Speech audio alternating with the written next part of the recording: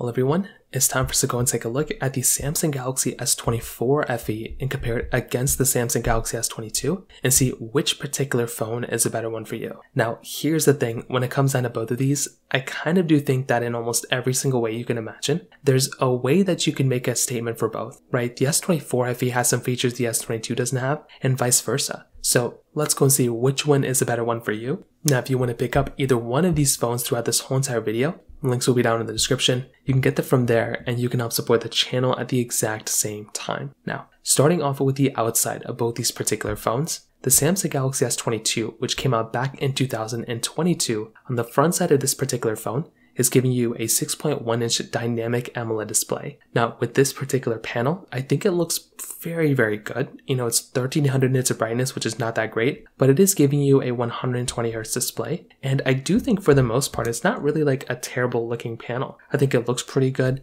I think it's a good looking phone, you know, overall. And I do think if you are going to go and pick up a phone, the build quality mixed in with the way this, particular panel looks, I think is really nice. And I definitely do think it gives some pretty big advantage there. So keep in mind, it's a pretty basic, type of panel in today's standards, but it's not terrible. And I do think it's still a nice display overall. On the Galaxy S24 FE, on the other hand, this phone is giving you a 6.7-inch dynamic AMOLED display. So this thing is 1900 nits of brightness, which is very, very nice overall. It's a good looking panel, and like I said before, this one gets brighter. I think the technology might be around the same. So it's a brighter panel, and it is a really good panel too, and it's still 120 Hz. The only thing is that it is a bigger panel, so you might not be getting like the most amount of pixels per inch. It's like less density when it comes down to the pixels per inch, but still I think it's a very good looking panel on both. It just so happens the S24 FE's panel is brighter. You're both getting like flat sides on the sides of both these phones too, so there's not really anything big that's going on different, between those. You're getting USB Type-C ports on the bottom of both these as well, which again is very nice to have. I love USB-C obviously, and that is a very, very cool thing, kind of going on within this particular phone as well. You're getting a frosted glass back on the Galaxy S22, whereas you're getting a standard glass back on the Galaxy S24 FE. So that right there is another pretty interesting advantage,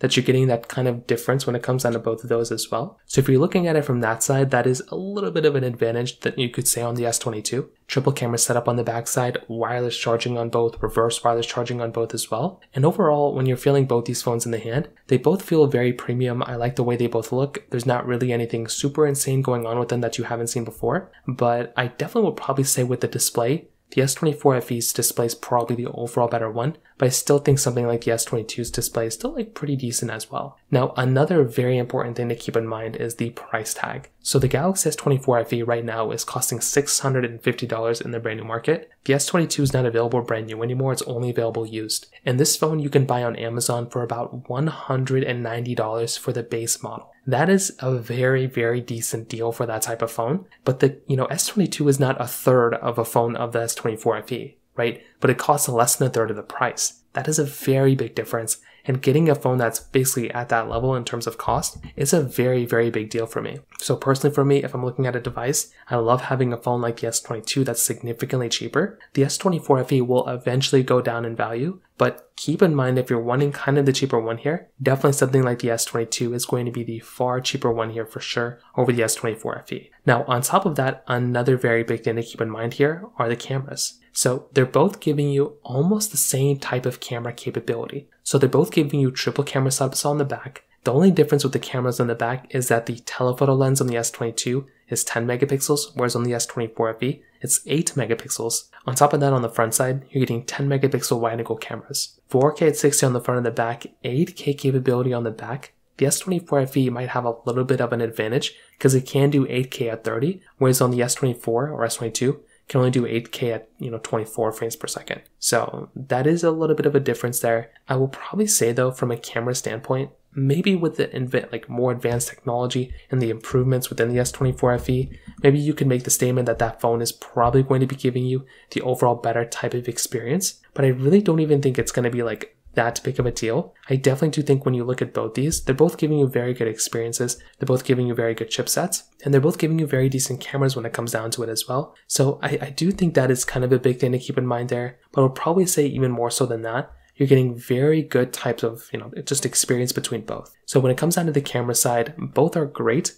but I would probably tell you that when it comes down to both, the Samsung Galaxy S24 FE might just edge out the Galaxy S22 just by a little bit. Not like an insane amount, but just by a little bit when it comes down to it. So when it comes down to the camera side, that kind of covers it up there too. Now on top of those things, another very big thing is the fact that between both the phones are still supported with software, but I'd probably say the Galaxy S24 FE is going to be the one that's going to last longer here, more so than the Galaxy S22. I'm not really too sure which one is going to be the longest lasting one here of all time, but if I kind of had to guess, I would probably say that the Galaxy S22, it still has maybe like another year of software updates ahead of it, but the Galaxy S24 FE is probably going to be the one that's probably going to be the longer lasting one here. So again, I don't know for a fact, I'm not 100% too sure, but if I had to kind of guess and make a guesstimate, I would probably say that the Galaxy S24 is going to be the one that's going to be the longer lasting one here with the S24 FE. So from that side as well, that kind of covers it up there. From the battery life side as well, this is another interesting thing. The Galaxy S22 had a 3700 mAh battery. The Galaxy S24 FE has a 4700 mAh battery. So even from that side as well, that is another very big advantage for the Galaxy S24 FE. Having an extra 1000 mAh is massive, and that will definitely make it so that a lot more people